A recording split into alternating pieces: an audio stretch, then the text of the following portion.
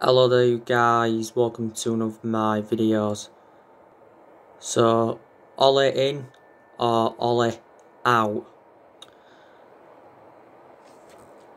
Wait there, let's go.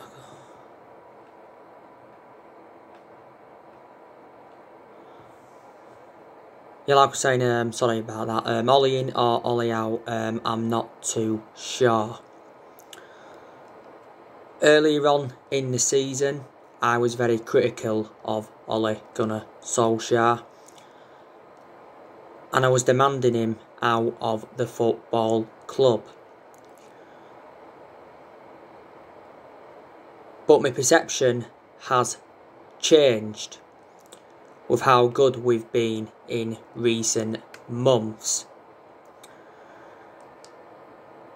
Now we hope Ole Gunnar Solskjaer will be a success at Manchester United, but you can say he's still learning the job.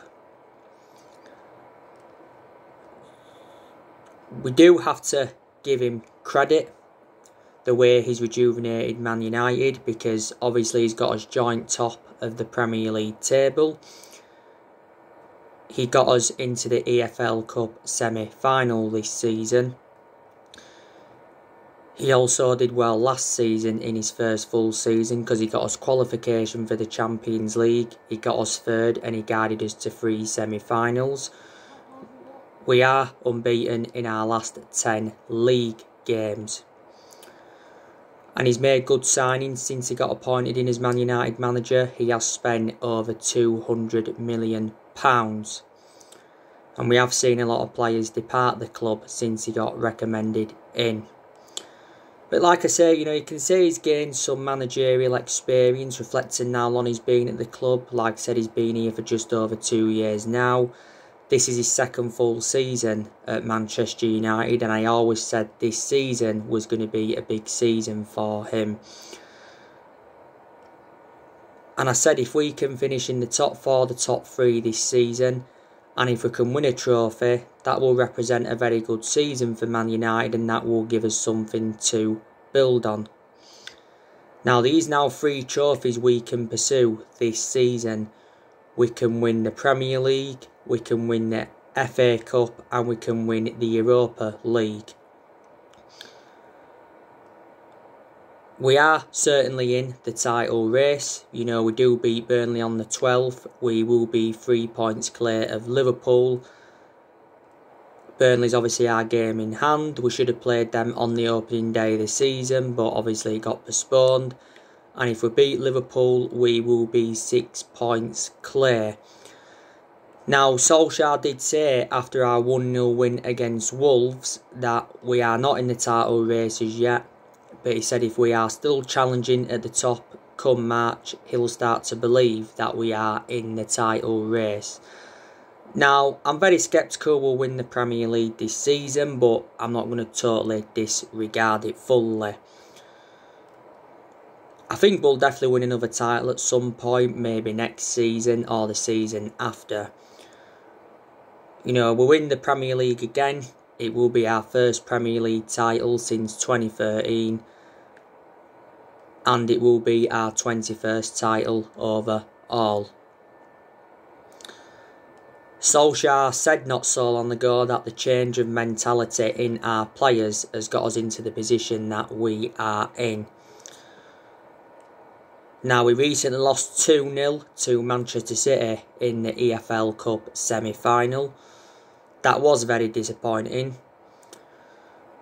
Solskjaer gave his perception on the game like it updated you on, and Solskjaer did say that we weren't good enough and we're getting closer, but he just said City are the best team in England. He just basically said that we didn't have enough big chances in that game. Second season in a row that City have knocked us out of the semi-final. City have reached their 4th consecutive League Cup final, and it's 4 defeats now in a row in the semi-final under Solskjaer, because we lost 3 semi-finals last season. But like I said to you recently, we cannot beat the big teams under Solskjaer, and that's been proven this season. So if we are to be classed as true title contenders, we've got to, beat the big teams. Obviously, we've got to make more signings this year. Solskjaer said we need to make a few more signings if we are to be title contenders. Now, Man United are not expecting a busy January transfer window, like updated you this morning. And you can say Solskjaer's been let down in the transfer window again. He's been let down in recent transfer windows. Last summer, he wasn't backed enough by the board, and Solskjaer showed his frustration towards the board quite a few times last summer. But the board haven't backed any of the managers enough that we've had since Sir Alex Ferguson left. But Woodward did say that he will back Ole Gunnar Solskjaer in this January transfer window. Woodward said last year we will back Ole Gunnar Solskjaer with a long-term plan centred around summer transfer windows. And there has been a lot of players on our agenda. Don't forget, Amad Diallo Traore has now joined the football club. It was made official yesterday. We actually signed him in back in October, didn't we? Got him in a deal worth £37 million. We're paying £19 million up front with like £18 million in add-ons. And he's signed a 4.5-year deal with Man United, which will take him under contract at the club until the end of June 2025. And there's also an option of a further year. Atlanta did want him back on loan for the remainder of the season, but we rejected that offer. Now, is he going to get immediately into the first team, or is he going to go into the under-23s and work his way up to the first team? So he doesn't really count as a January signing, like I said, because we got him back in October. It was the problem with the work permit, why we didn't sign him. Why didn't join back in October. Obviously, we're trying to get that Moises Caicedo from Independiente del Valle. Recent reports are saying that Everton are now leading the race. It said towards the end of last year that Chelsea were looking to hijack our move. Now, Moises Caicedo's transfer to Man United is a delay because of the work permit problem. And Independiente del Valle recently denied that we'd made contact over a move for Caicedo. And it actually said that they've increased their asking price to around €10 million, which I think equates to just over £8 million in pound sterling. And it's... So yeah. It says last month that we were trying to finalise a deal in the region of €6 million, and it would include a 20% sell-on clause. But Caicedo's already revealed that his favourite club is Manchester United. Made his debut for Independiente del Valle around 15 months ago now, and he has played around 4 times for Ecuador. You already know the news on Jack Grealish. I think we'll only sign Jack Grealish if we do sell Paul Pogba in the summer. You know the news on Erling Haaland. You know the news on Max Aarons. We're going to obviously offload players in this January transfer window. We're obviously going to offload players in the summer transfer window as well, because there is still deadwood at the football club. Now, like I said, I think we're going to get rid of Jesse Lingard. We're going to get rid of Phil Jones. We're going to get rid of Rojo. We're going to get rid of Sergio Romero. I think Ighalo will leave in this January transfer window. His loan expires at the end of this month. I think we'll probably loan Daniel James out, and Brandon Williams will go out on loan.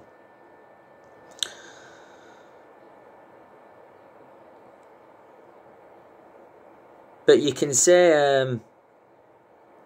that Solskjaer isn't under pressure at the moment. But if we are to be winless in our next 3, 4, 5 games, then the pressure will be back on him. If you've noticed under Solskjaer, we seem to react well, to when we've had a defeat.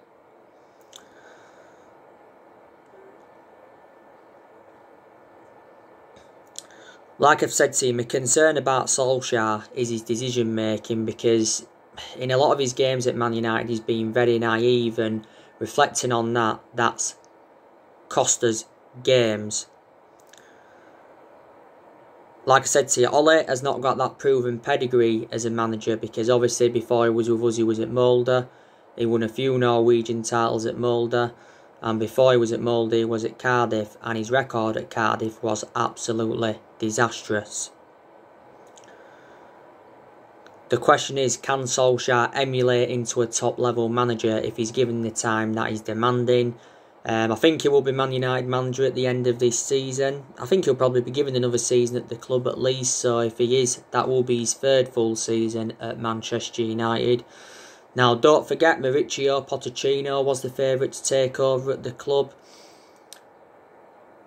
Obviously now Pochettino's out of the equation because he's now at PSG. Massimiliano Allegri was on our agenda a few times. Julian Nagelsmann, he was also on our agenda. And so too was Thomas Tuchel.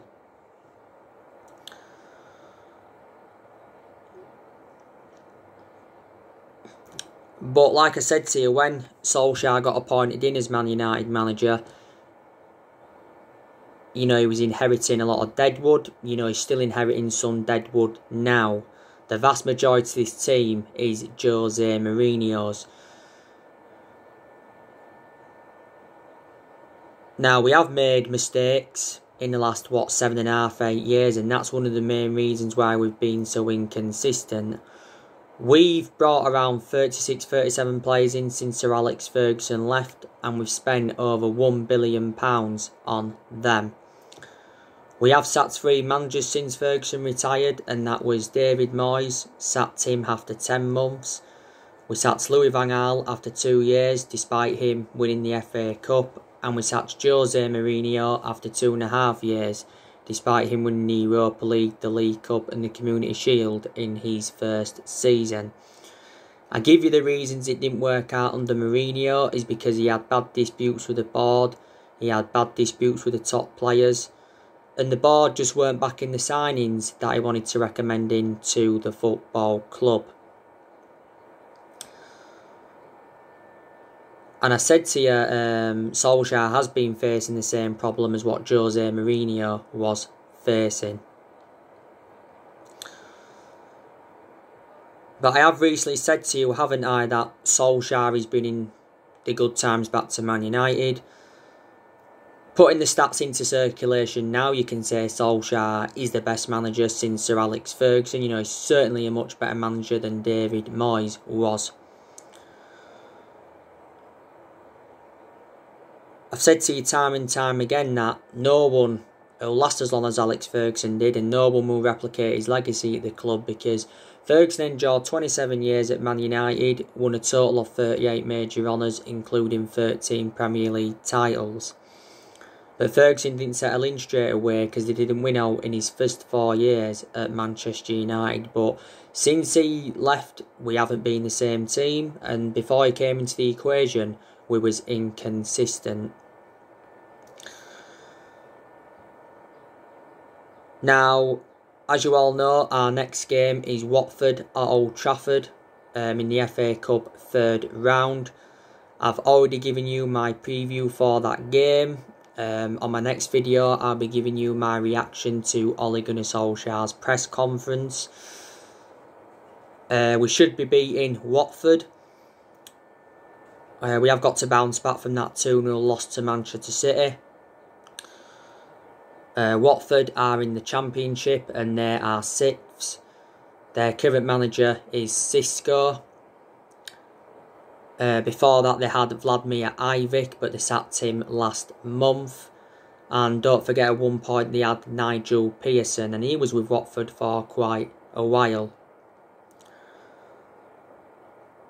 We've played Watford in the FA Cup on 6 previous occasions. The most recent was back in April 2007, obviously beating them 4-1 in the semi-final. Obviously Watford's key players are Troy Deeney and Ismaila Sarr. They've obviously got Glenn Murray, they got him on loan from Brighton.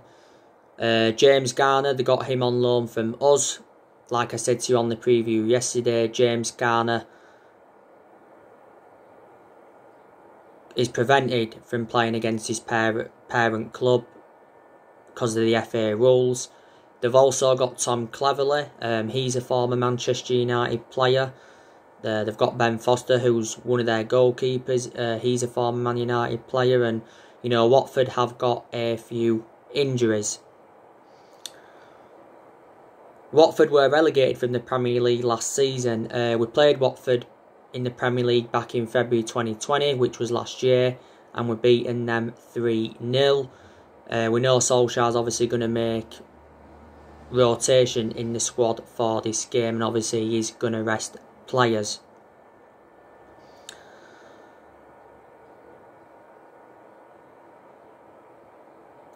Like I've said to you,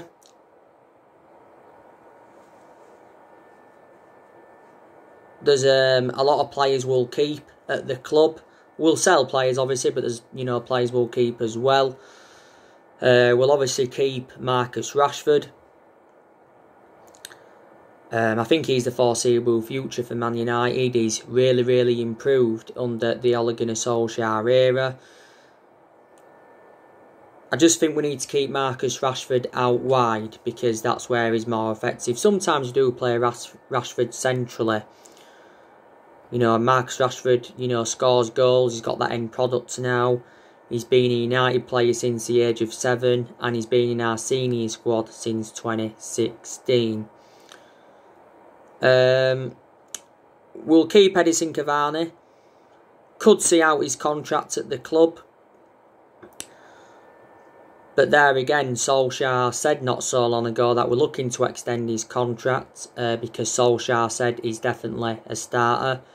And Solskjaer revealed the first thing that Edison Cavani asked when he came into the club, and that's whether he could wear the number 7 shirt. Cavani's enjoyed a fantastic start to his Man United career. He's only got one game to serve now, and that's the game against Watford, and then he's back. We got him on a free transfer on deadline day in the summer. He signed a 1-year contract with Man United with an option of a 2nd year. I said when we got Cavani, he will be the next Zlatan Ibrahimovic.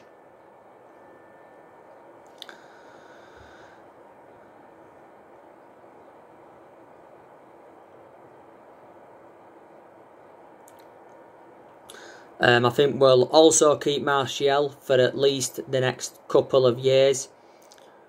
We know he's had transfer speculation before, but I've got to say recently Martial has really improved. He's proven to be more clinical. Earlier on in the season, Martial was out of form because he wasn't being clinical enough in front of goal.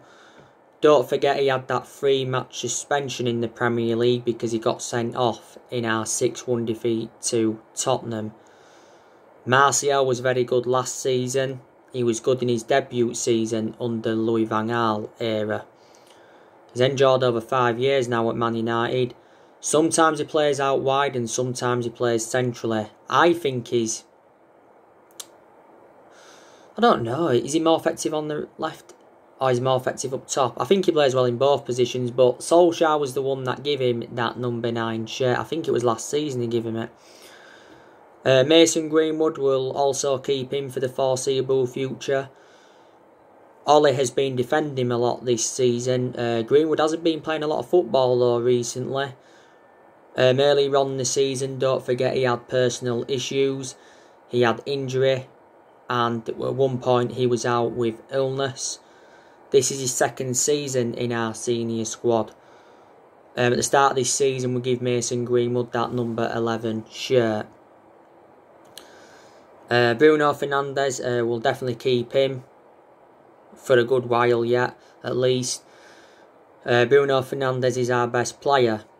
and he's the best signing we have made since the Sir Alex Ferguson era. Fernandes has enjoyed almost a year now at Man United. He won Player of the Month for December, but he's won that now quite a few times, reflecting on his good performances. He's had a couple of bad games. You know, he weren't so good against City recently. He was quite wasteful in front of goal, and his final pass just wasn't there. I think probably his worst game in a Man United shirt was the game in Turkey against Istanbul Başakşehir, because he was dispossessed around 34 times in that game. Bruno Fernandes said he was disappointed that he didn't win a trophy last season, because he said he came to Manchester to win trophies. He predominantly plays in that number 10. Now, I think we'll keep McTominay. I don't know how long for, but we will keep him for now. I've got my reservations about Scott McTominay, as you all know.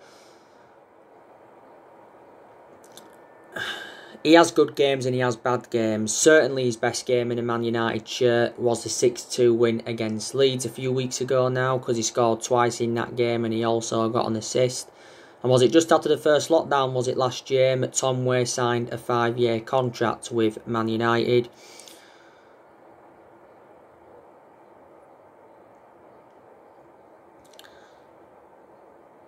Luke Shaw, I think we'll also keep him for at least the next couple of years, despite Telles coming in. Luke Shaw's a very, very good left back. Like I said, my only element of concern about Luke Shaw is that he's injury prone. Luke Shaw's enjoyed a pretty good career at Man United. He's enjoyed, 6 years or so at the club. Got him for, £30 million from Southampton back in 2014. We'll obviously keep Alex Telles. He's had a pretty good start to his Man United career, but he has enjoyed some bad games as well. We got Telles in a deal worth £15.4 million. Harry Maguire, I've also got to say he's really, really improved as well. Good to see him bounce back from his early season troubles, Harry Maguire. Because he had that incident in Greece before the start of the season. But we'll certainly keep him. He wasn't worth the £80 million that we got him for. You know, Maguire is the most expensive centre-half in the world at the moment, and he is our current captain. I think we'll keep Bailly for at least this year. Obviously, there was rumours of him leaving Old Trafford. Eric Bailly's a good centre-half, and he started our last 4 games prior to the game against City recently. He's just injury-prone. That's my only element of concern about him. Bailly's been at the club now for just over 4 years. I think we'll keep Victor Lindelof for at least this year. As you all know, though, I do have my reservations about Victor Lindelof. I prefer Bailly ahead of Lindelof. Lindelof, though, has enjoyed some pretty good games as a Man United player. You know, he's been at the club now over 3 years as Lindelof. It's 4 years now, isn't it?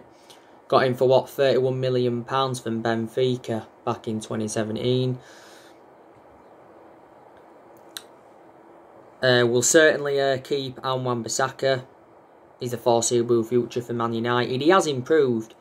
There's concerns about Wan-Bissaka, though, is his lack of attacking intent and his distribution. We'll certainly keep David De Gea for at least this season. May have another season at Man United. You know, David De Gea is getting back to his best, like I mentioned. You know, this is David De Gea's 10th season at the football club, so he has been a long servant and he's made over 500 appearances for Man United in all competitions. And he will remain our number 1, probably for this season. I think we'll certainly keep Dean Henderson as well. Like I said, I think at some point Dean Henderson will become our number 1 goalkeeper, because he has got that experience behind him now. Don't forget, Henderson enjoyed 2 successful loans with Sheffield United. He also had a loan spell with Stockport, Grimsby and Shrewsbury before. We got Henderson at the age of 14, so he's been part of the club for several years. And was it last summer? He signed a 6-year contract with Man United worth 120 grand a week. Henderson's played in a few games this season. He recently played in the City one. That was his home career debut.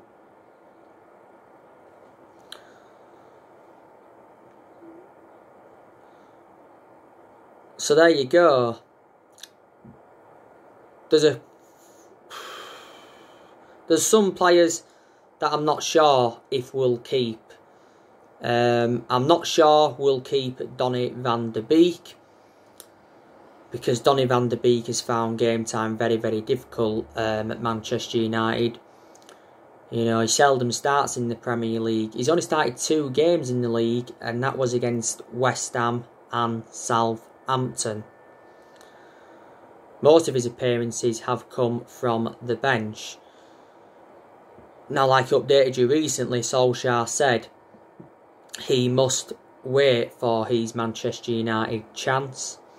But he insists, Solskjaer, that Donny van de Beek has a bright future at Man United, and he tips Van de Beek to emulate Fred and Lindelof.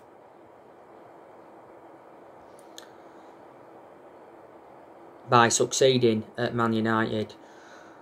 Now, like I updated you this morning, Ronald de Boer has urged Donny van de Beek to leave in this January window, so he's got a better chance of playing in the Euros. We got him in a deal worth £40 million, and we paid £35 million up front, and there was £5 million in add-ons.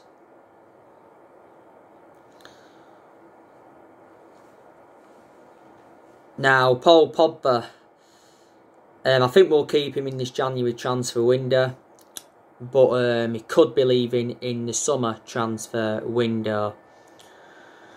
Now, I've got to give Paul Pogba credit, because since he come back from that ankle injury, he has enjoyed quite a lot of good games. He weren't too good against City, though, recently.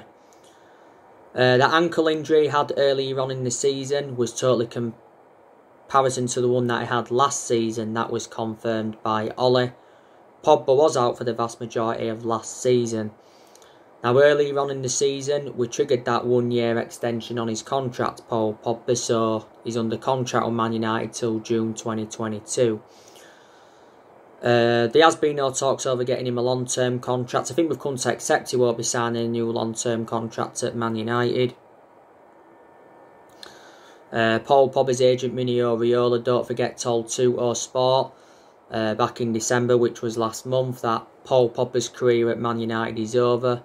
He said he's unhappy and he has to leave, and he said he's got no intentions of signing a new contract. Then, you know, Solskjaer was furious with Mino Raiola's announcement, because it was just before the game against RB Leipzig. He has had a long-running transfer saga. He's been relentlessly linked with a return to Juventus. Pogba did enjoy 4 exceptional years with Juventus, and swap deals have been high on the agenda. It said that Juventus had recently offered us Aaron Ramsey and Douglas Costa as well as part of a deal for Pogba, but we turned that down. But we are interested in an exchange deal for him. Now, Real Madrid, Barcelona, PSG and Inter Milan have also been in for him before. You know what I mean?